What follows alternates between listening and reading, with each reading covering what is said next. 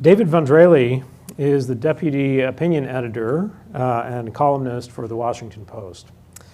He writes about national affairs and politics, and he uniquely, in some ways, is able to do so from his home base in Kansas City.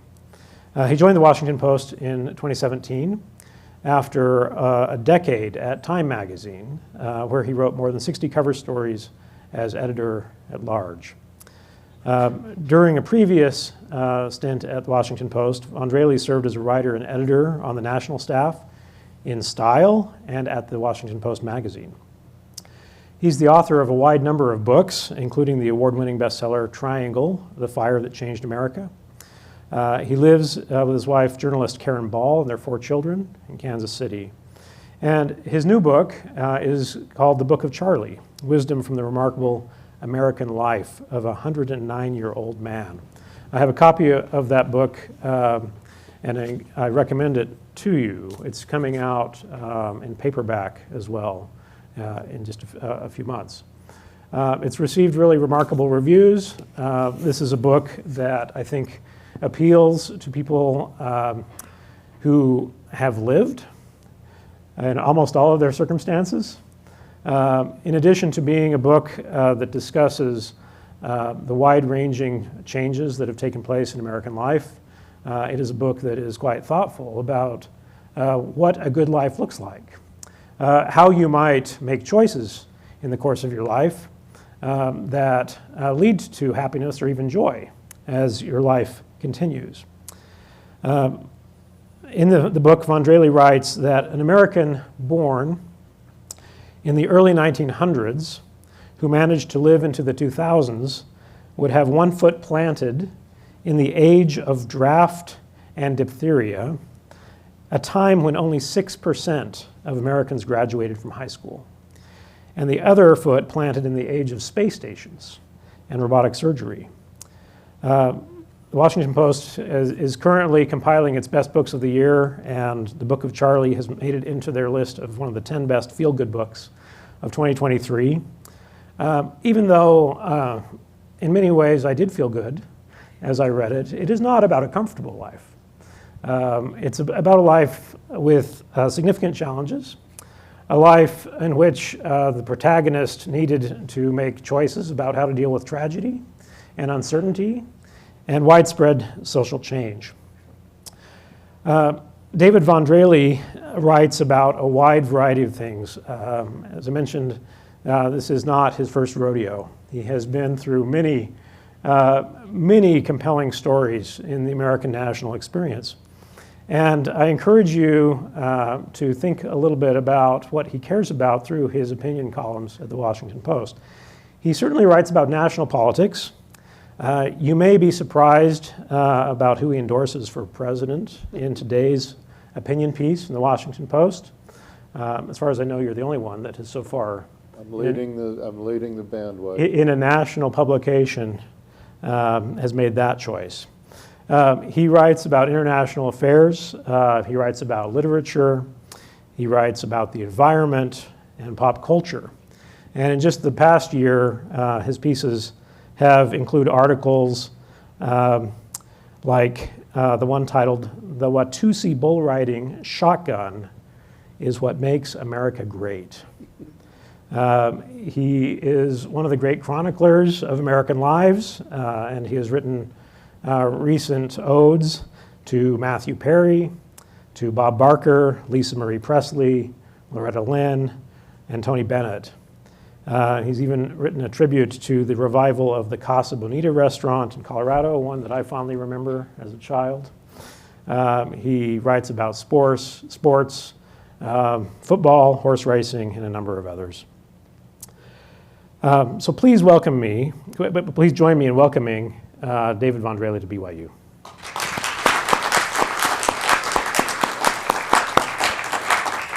Thank you, Quinn. It's wonderful to be here. Thank you for coming out to be in a dark room on such a beautiful, sunshiny fall day. It means a lot to me, and I'm looking forward to the conversation.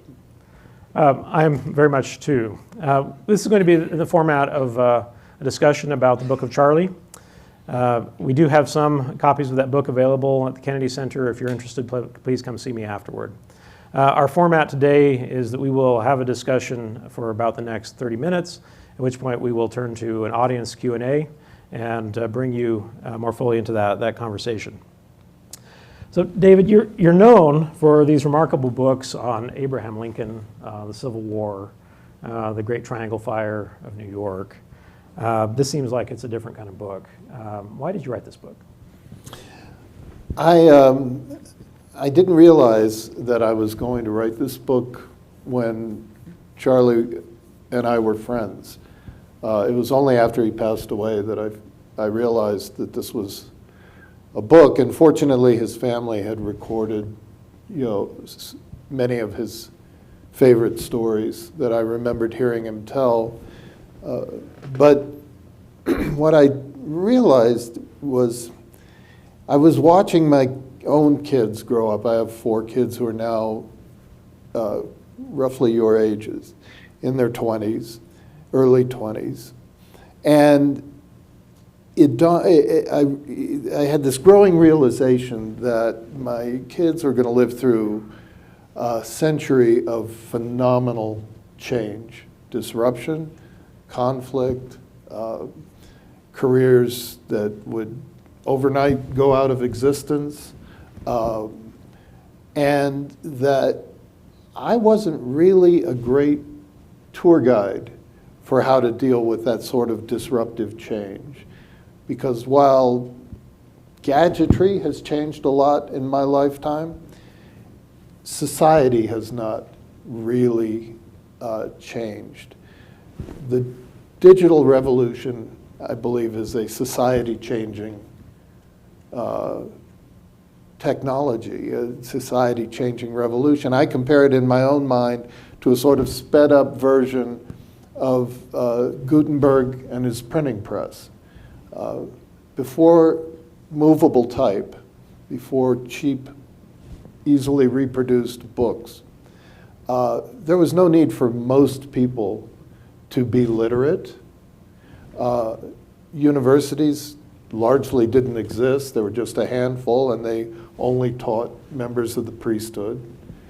It was difficult to make any intellectual progress because the way people learned was by hearing their elders in the village tell them what they knew. And so you knew exactly as much as the generation before you, and they knew as much as the generation before them. And then you get this technology that comes along, and although it took a couple of centuries, all of a sudden you could convey information across space, from one place. A book could be carried halfway around the world. Also across time. People could write down their discoveries to be found by a scientist a century later or 2 centuries later who could then build on that discovery. And what do you get out of that? You get the Reformation, you get the scientific revolution, you get the Enlightenment, you get the rise of democracy, you get the Industrial Revolution, you get the concept of human rights, human freedom. This just completely changes the whole world. And the digital revolution is going to change the world also. We're already seeing it. People talk about politics is broken, or the disinformation problem, or changes in the way nations interact with each other, and even the concept of nations. All these things are under enormous pressure because suddenly everybody in the world has access to mass communication. There's no longer filters like me deciding what people are going to know or what they're going to talk about. They'll decide for themselves. That's not all a bad thing. I think people in this room, not me, are going to figure out how to live in that new world. But Charlie, I realized, could be a role model for my kids in how to deal with change, deal with uncertainty, deal with disruption, because he was, as you said, born before automobiles were widespread. I think there were 8,000 cars in the United States of America when he was born. He was born at the same time that the Wright brothers were inventing air travel. He was born before radio. And he lived to have a smartphone and to see people living on the International Space Station and see tire tracks on Mars. We've lived through a very disruptive global pandemic recently. Well, Charlie lived through a global pandemic, the flu pandemic of 1918, 1919, when Americans were absolutely at each other's throats over quarantines and mask mandates. You know, nothing new under the sun. We talk about how divided our politics are today. Charlie lived through the 1920s, which were every bit as divisive as the 2020s are. You know, we had whole states, state where I live, Kansas, the state where I grew up, Colorado, both had state governments run by the Ku Klux Klan. That's how intense politics were in the 1920s. You talk about, you know, wars and violence among nations. I mean, Charlie lived through World War I and World War II, the greatest cataclysm in human history, World War II. 70 million people killed, estimated. Over 100 million people put out of their homes, left refugees. He saw the place of the United States utterly change in the world. His own profession, he was a doctor, was completely turned upside down, and he had to deal with that. And so by telling his story, I want to encourage my kids that they can do it. That sounds like a marvelous motivation for those of us that have kids, looking for ways to encourage them as well. For those that haven't read the book, let's just ground Charlie White a little bit. So in many ways, this is a biography. It's a bit of a philosophical biography, I would say. But tell us, you know, where was Charlie born? You didn't meet him until he was 102, right? He was out washing his car. You talk about this in the book. He was out washing his car, maybe shirtless, perhaps? He was out washing his girlfriend's car. An important detail you're leaving out there. And you had a chance to know him for 7 years, right? What makes his story an American story, and how did he grow up? Yeah, so Charlie was born in Galesburg, Illinois. His father was a pastor in the Church of Christ, and his specialty when Charlie was very young was what Charlie called the business aspect or the practical aspect of Christianity. He would go into churches that were failing, that were debt-ridden, losing members, and he would turn them around. And then he'd go on to the next town. His family was growing all through this period, and Charlie was fourth of five, and then his younger sister came along, and the income he could make in these small churches was no longer sufficient to raise his family, so he took a church in Kansas City, which was a big, bustling, growing place in those days. Here's a little mind-boggling detail. In the census, 1900 census, Charlie was born in 1905, St. Joseph, Missouri was a bigger city than Los Angeles. So, you know, the Midwest was really a thriving place. They moved to this happening town of Kansas City because he could work during the week as an insurance salesman. When Charlie was 8, he went off to school in this intact family, and by the time the school day was over, his father was dead in a freak accident at work. His mother was without a way to support this large family of 5 kids, and they all had to pitch in to turn their house into a boarding house where they could figure out a way to keep themselves together and move on. And this transformative day in his life and how he worked through his grief and grew up very quickly, I think was, really the Rosetta Stone of Charlie's ultimate personality. He became very self-confident. He became a Stoic.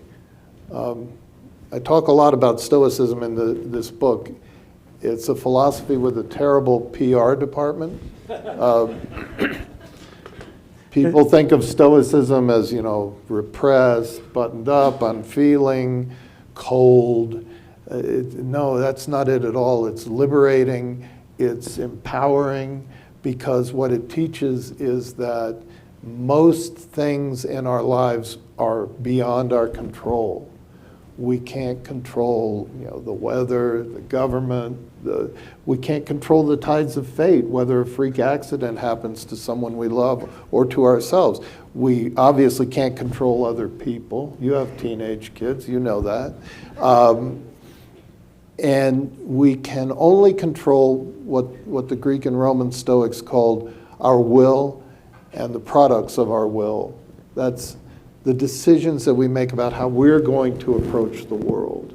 We can't control how the world impacts us, but what are we going to do about it? What kind of people are we going to be? Are we going to treat other people with kindness? Are we going to assume the best in people? Are we going to choose to emphasize the good things in our lives over the bad things in our lives, because we all have a mixture of good and bad? And Charlie, he didn't preach Stoicism. He denied that he had any philosophy of life, but he just exemplified it. He lived it. I could look at him and see life was somehow lighter on him than it was on normal people. I could tell from the minute I met him, with the pair of swim trunks on and a garden hose in one hand and a sponge in the other on a Sunday morning with a big smile on his face at age 102. So this is actually a really interesting claim that the unlock, right, for him to figure out life is actually this remarkable tragedy. So for most people, losing, and in fact in his story, his family life spins out of control a little bit in terms of finances and other things when his father dies. And you're making the claim in this book that is what allowed him to be happy. Is that right? He, I think I say in the book, he denied ever being happy. I asked him once if he was happy. He said, we never had time to be happy. We didn't have time to be sad. I think what it allowed him to be was purposeful, and purpose leads to contentment. Charlie was a doctor, and was still going on grand rounds at the hospital at 105 and 106. He was a medical missionary to Haiti at age 99 and wanted to go back when he was 103, but the other guys wouldn't let him. And what he said about medicine was so revealing. He said, it's the greatest privilege a person can have, because no other profession puts you in as intimate relationship with people in trouble and allowing you to try to help them. That sense of purpose, of having a meaning in life, that was freeing for him, and made him insanely, it made him, if not happy, just light. That lightness that we see in other people and we envy. He had it. There's stories that I didn't hear until after the book came out, because I live, among so many people who come up and say, Charlie was my granddad's best friend, or this or that or the other thing. People know him. One of them told us about driving down the street, and Charlie was riding past on his bicycle at about 100 years old. And he rolled down his window and said, "Hey, Charlie, how's it going?" He said, "This is the best day of my life." He was just like that. He was grateful. All these qualities that we aspire to in our best selves, he was able to achieve them, and not because his life was so easy, but because he had, been scuffed up and had found a way through, and had a sense of proportion. Nobody gets, there's so many young people here. I will tell you the lesson I've learned from myself and from my friends, my family, nobody gets through this life without some pain. And if you make the key to your happiness that nothing bad ever happens or you never hurt, then you're going to be disappointed. In some ways, he's remarkable because most people don't live to 109. And in some ways, I think he is ordinary in this book, and that his life is an ordinary story that you, in some ways, have made extraordinary. I don't know that anyone else has done a biography of Charlie White other than you. And I'm wondering if you could help us understand, is Charlie White a normal guy? Or did he experience things or do things that you came to believe were unusual and that allowed him to do different things than the rest of us? Or is this a story that could be any of our stories as we live our lives? Yeah, no, that's a great question. The key to the book, and I think the reason that it's struck a chord with a lot of people, is that Charlie's an ordinary person. And it's the only way it can work the way I hoped it would work. People have to be able to relate to him in order to draw any tips or clues or lessons. Charlie was very bright. He was a good physician. He graduated from high school when he was 16 years old. He was intrepid, always up for an adventure. It was a great story.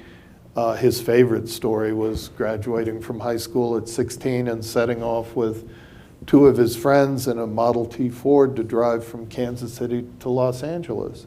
This was before there were any roads from Kansas City to Los Angeles, and they kind of had to just drive across country. So is that the typical 16-year-old? Maybe not, but he's experiencing the things that normal people experience. He's wrestling with the things that normal people wrestle with. He's making mistakes all along the way. I'll tell you one, just an example, because we're here on the western side of the mountains. When Charlie went into the Army Air Corps in World War II, his first station was at Camp Carnes, which was between Salt Lake City and the lake. And these doctors at the base hospital during the winter, would spend their weekends up at Alta skiing, which was a very new sport in the United States at that time. So after the war, a couple of his buddies said, we like skiing so much, we're going to start a ski resort in Colorado, and you ought to invest with us in this resort. And he said, well, where's it going to be? And they said, Aspen. And he said, that's just a ghost town. So he did not invest in the Aspen ski resort. There were a lot of, mistakes, failures of vision that he had along the way. But he was always up for an adventure, always up for an experiment. I tell the story of the first open heart surgery in Kansas City, where Charlie was a part of the surgical team and figured out how they could do that without a heart-lung machine to deal with the bleeding, so that's in there. So I guess he's extraordinary enough to be interesting, but ordinary enough to be, one of us. One of the things that I enjoyed about the book is it opened my eyes to a new United States that I have not lived through, that felt in some ways a little bit like a foreign country, but a place that I could imagine remembering. And one of the lenses through which I came to understand that America was through his physician practice. He starts as a physician back before people really knew a lot of the things we know now about how cause and effect works in medicine. And you discuss how much of his job as a physician is actually making people comfortable and letting natural processes take their course, whether they be for good or for ill. And really the importance of being a companion in life's challenges as people were dying or becoming ill. He goes off and he spends some time in the war, and he has to come face to face with all of these medical innovations that are taking place. And he makes some choices about how he wants to proceed as a medical doctor after that. Maybe you could tell us a little of the story of how medicine has changed as a window into how the United States has changed over the last century. Yeah, so Charlie would say when he started in medicine, we couldn't cure anything. And that was basically right. He kept his medical school notebook from the most important class, which was called pathology. And that's where they learned all the parts of the body, everything that could go wrong, and theories about what to do when they went wrong. And they were pretty good on parts of the body. They were pretty good on diseases and injuries. It's just bizarre stuff suggested as treatments, because this was before antibiotics and this was before advanced surgery. You couldn't do surgery inside the body because if you opened the torso, the lungs would collapse, the patient would die. And so, yeah, you could operate on an arm or a leg, but not on the internal organs. So doctors carried their practice around in a bag. They went from house to house, doling out these sort of nostrums. Mercury, various solutions of mercury, preparations of mercury, were the preferred treatment for dozens and dozens of diseases. You know, mercury, one of the most toxic substances on Earth. And they're like, yeah, give them some mercury. They were obsessed with tonsils in the 1920s. Tonsils, take the tonsils out, not just for the throat and respiratory diseases that we still take out tonsils for, but for things all throughout the body. Take out the tonsils. So a lot of Charlie's early practice was tonsillectomies. He got really good at them, performed on people's dining room tables. All of this changed in World War II. It was those 4 or 5 years were the biggest burst of discovery and innovation in the history of the world, not just in medicine, but in air flight, in nuclear physics, the atom bomb, in organization, in manufacturing techniques, on and on and on and on. But in medicine, everything Charlie learned was turned upside down in a space of a few years. Penicillin was brought on as the first antibiotic, mass-produced antibiotic. Suddenly, doctors could cure things. They could go into a patient with pneumonia, and where they used to just be able to say, well, rest, drink a lot of fluids, stay in bed for a month, And then maybe they'd go over and whisper to the family, you know, I don't think he's going to make it. Now they could actually treat and cure the pneumonia, knock it out. People go on with their lives. But what this meant for Charlie was that his business was just destroyed. Nobody was going to want a doctor carrying a bag around anymore. They were going to want specialists who knew about particular diseases and were up to date on exactly how to treat them with medicines or with surgeries. So he learned about incredible advancements being made in anesthesia, anesthetic techniques. The endotracheal tube was invented. Now all of a sudden you could cut open the lungs and or the chest and keep the lungs inflated. Now you could do major surgeries inside the body, but that meant that just dripping ether on a cotton ball was no longer going to be an adequate anesthesia. So they came up with IV anesthesia, they came up with regional pain blockers, all the things that we now enjoy when we need to have our knees replaced or hips replaced, whatever. The Mayo Clinic created a 90-day course to train general practitioners to be anesthesiologists because they were so desperately needed for the war effort. Charlie put his hand up. You know, instead of saying, "Oh my God, what's this doing to my career? What am I going to do after the war?" He said, "I'll be an anesthesiologist." So instead of going back to Kansas City with all his patients gone off to other doctors, starting over from scratch as a GP, now he's the first board-certified anesthesiologist in Kansas City.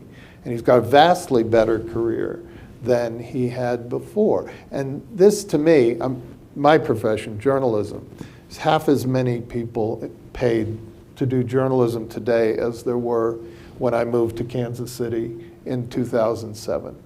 Half of those jobs have been wiped out, okay? That's the kind of disruption so many careers are going to go through. And so it's not what Charlie did so much as how he did it.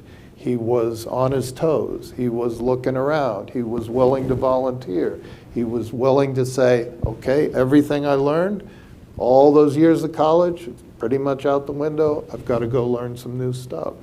And that not necessarily occurs. In his case, huge benefit. What else did you see as you tried to imagine his life progressing to the point where you met him that helped you understand how this country has changed over time? Well, I mean,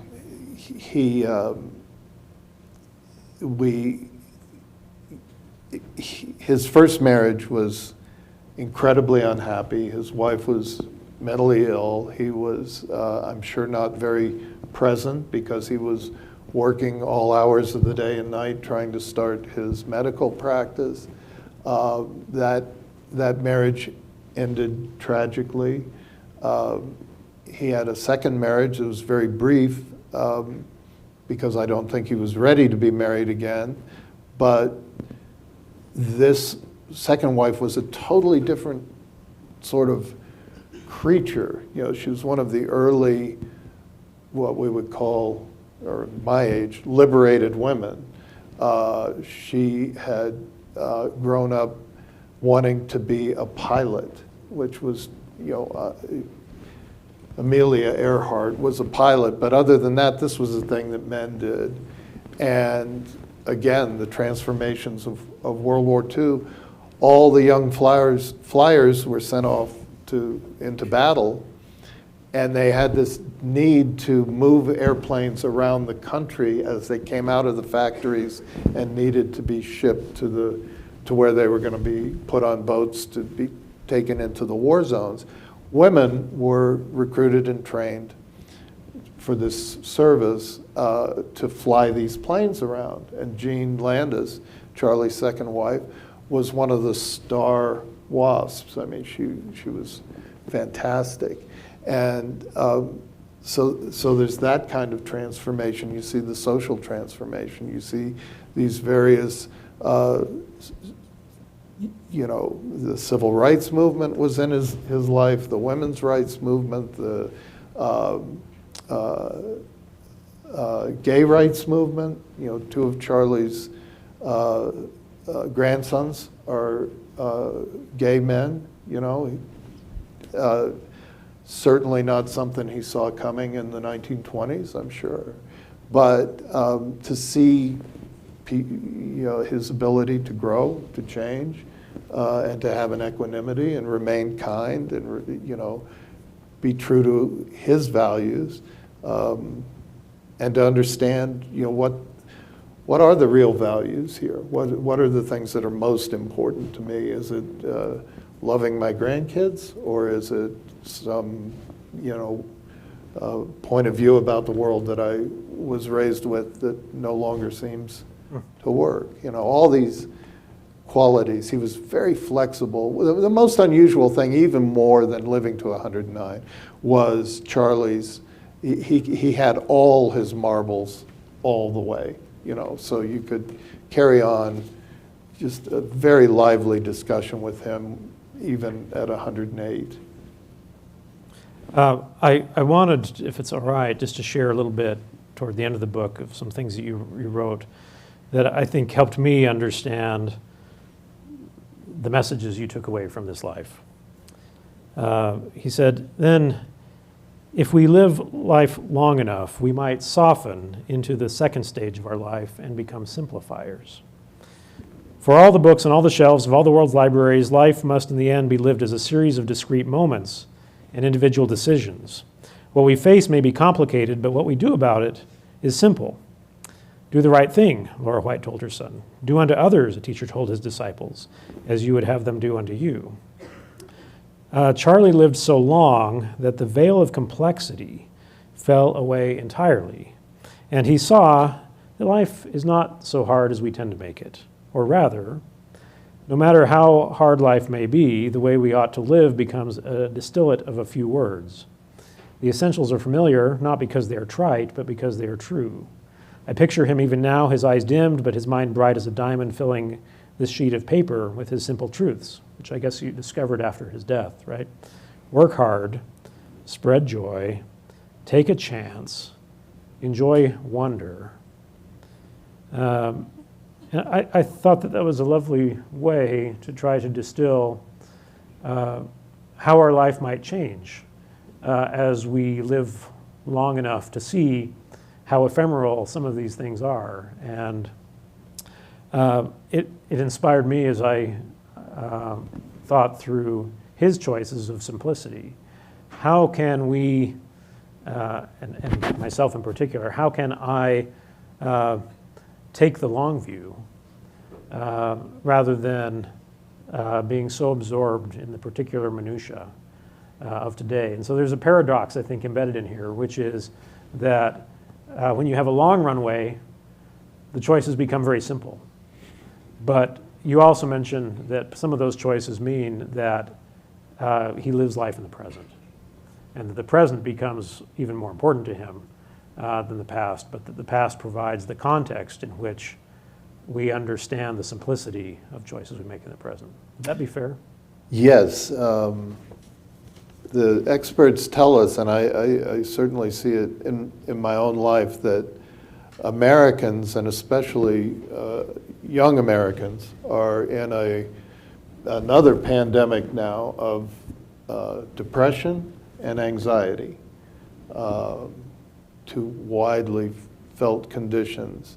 And if you think about it, depression really is sort of regret or bad feeling about things that have happened or choices that have been made. And anxiety is fear or concern about the future. Well, these two places, the past and the future, are not places where we live. The past is gone. We can try to learn from it, but we can't touch it. We can't go back and change it. And the future, as much as we might try to anticipate it or plan for it, is beyond our touching as well. We have only the present moment. Ralph Waldo Emerson teaches us this. We have just the present moment. It's the only thing we can touch. And in this present moment, every choice is possible to us. My favorite professor in college wrote a biography of Emerson with this beautiful passage where he says, you know, on just such a morning as today, Shakespeare sat down to start Hamlet, you know. All these great creations, all these great acts, whether they're large, like writing Hamlet, or whether they're small, like being kind to somebody, these are choices available to us in every present moment. And that's a simple idea, hard to live, but the people who do it are happier. This is just the truth. It's hard to do, but it is a secret of contentment or happiness or purpose, or however you want to frame that. You know, another way of putting it is somebody has said, you know, when you're in a dilemma, you usually can't figure out everything that has to be done to solve it. So just do the next right thing. What is the next correct step that you can see to take, and take it. And maybe from the perspective of that step, you'll be able to see a next right thing after that. And little by little, you'll make your way through. Thank you. This has been a very inspiring discussion for me. We do have some time to open it up to questions to the audience. If you have a question, if you just raise your hand, we have microphones that can come, and we'll bring one to you, and we'll go until 1 p.m. So we invite you to ask questions and participate in our conversation. Yeah, denunciations are fine. Indictments. Hi, my name is Ellie. I'm studying family studies with a minor in global women's studies here at BYU. And my question is, well, because Charlie lived so old, and we mentioned that, you know, there are very few people who live to be 109. Yeah. I was curious if there was anything that he did throughout his life or near the end of his life, just physically, to like keep his body in shape, like eating habits, exercise habits. I was just curious if there was anything that was important to him that allowed him to live that long. Yeah. Hate to disappoint you. Charlie, of course, got this question all the time. And because he was a doctor, a man of science, he was quite honest with his answer. He said it's luck. He exercised. I talked about him riding his bike. He swam laps well past his 100th birthday. But he said that a long life, extreme long life, you have to have the right genetics for it.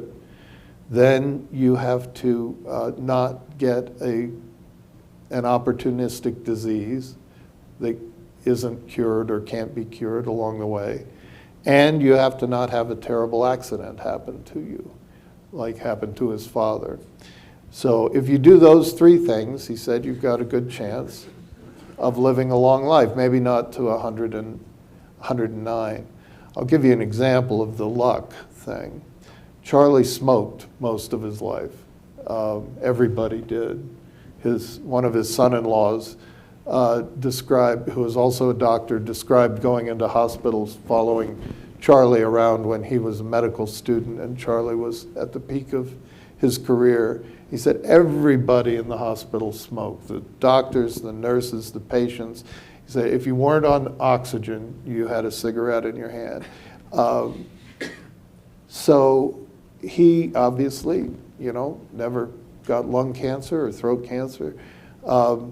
He had a stepdaughter who died in her 60s of lung cancer, having never smoked a day in her life. How do you explain that? It's just luck.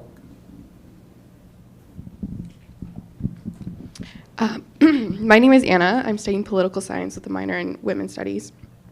And you mentioned just over the course of Charlie's lifetime, not only how cyclical history can be, but also just the expansion of discovery, how quickly it can happen, and how it can enhance the human, experience, right? Based off of how you've described him, he seems to be very resourceful, and although he doesn't admit to be optimistic, there obviously has to be optimism to continue to try again. Do you think that throughout the course, all the discoveries that were made through the course of his life have almost stunted our society and our generation now because we've grown too comfortable? Like, are we as resourceful as his generation once was? That's a great question. And I don't like to blame young people for being young people. I really don't. And I was gloomy and defeatist when I was in college and in the early part of my career, and was pretty sure America was living in its last days and nothing but decline and fall ahead of us. And I've, in my long life come to a very different view about all those questions.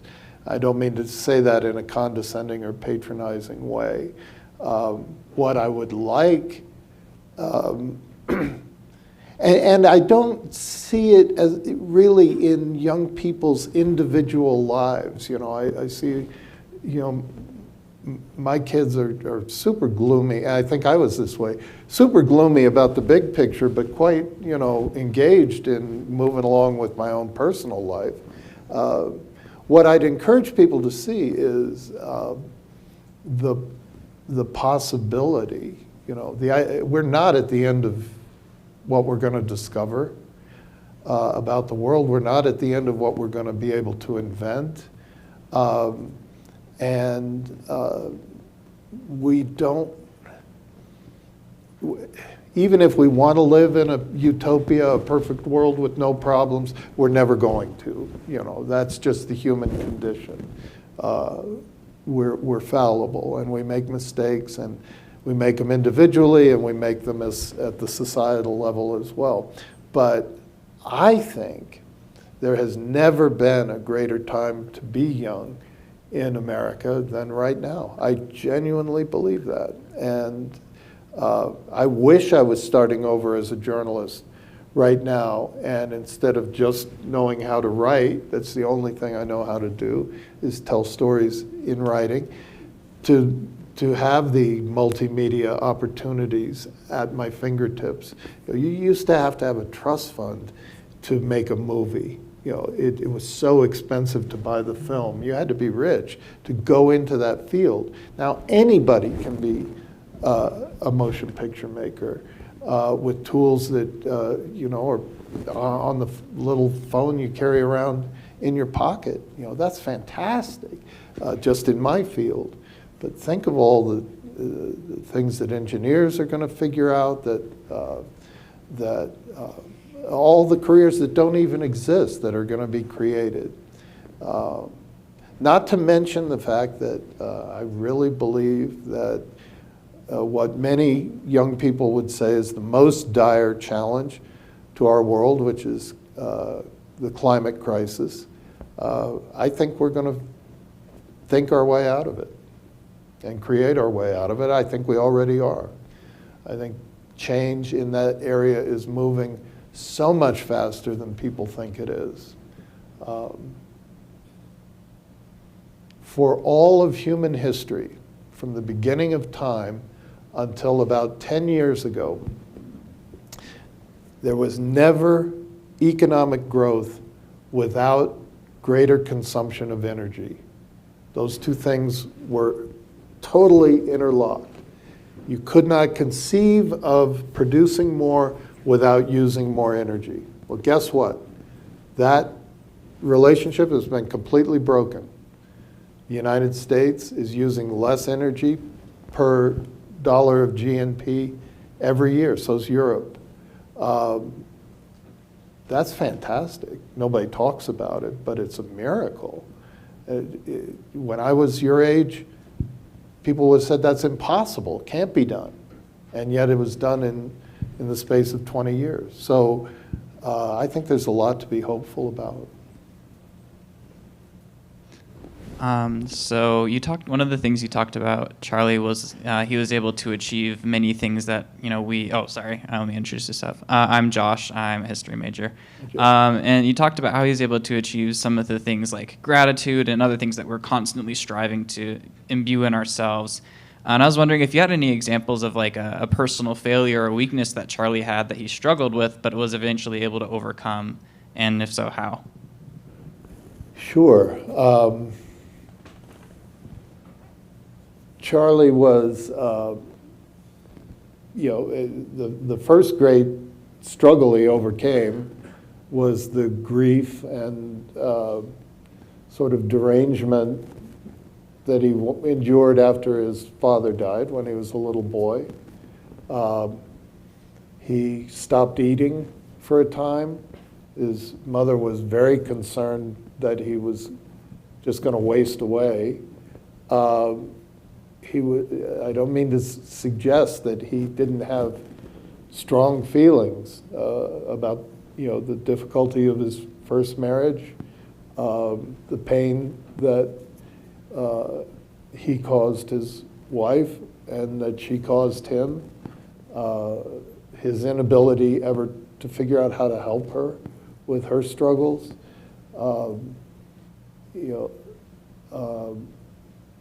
His failure of his second marriage, which I think was so painful to him that he just turned the whole thing into a kind of almost a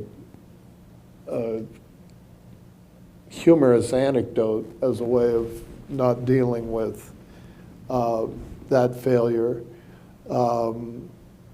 So the key in these little 2 and 3 word instructions that he wrote down on how to have a happy life or good life, he writes, seek forgiveness and forgive. That's one of his instructions. And forgiveness is about relationships with other people. It's also about relationships with ourselves. That part of being able to go on from a personal failure or inadequacy is learning to forgive ourselves. And that can be, speaking from personal experience, that can be hard, a tough growth experience. Is that responsive at all, Josh? Good. Thank you. Our time is coming to an end. If you've enjoyed this conversation, David is here for 2 other conversations this afternoon. So at 3 p.m. today, in 112 in the Brimhall building, he's going to be having a conversation on journalism for those of you who practice or aspire to think about how to tell better stories about the world. That's 3 p.m. today, 112 Brimhall building. At 4 p.m. in 257 in the Kennedy Center, that's 257 HRCB, we're going to be talking about America today and some of the challenges that we face and how we think about American social history and the moment that we are in particularly today. So again, that's at 4 p.m. So two additional topics. Really appreciated the wisdom that you've shared with us, the ability you've had to help us understand through a life that we haven't had a chance to access, our own lives and some of the choices that we make. Please join me in thanking David Von Drehle. Thank you.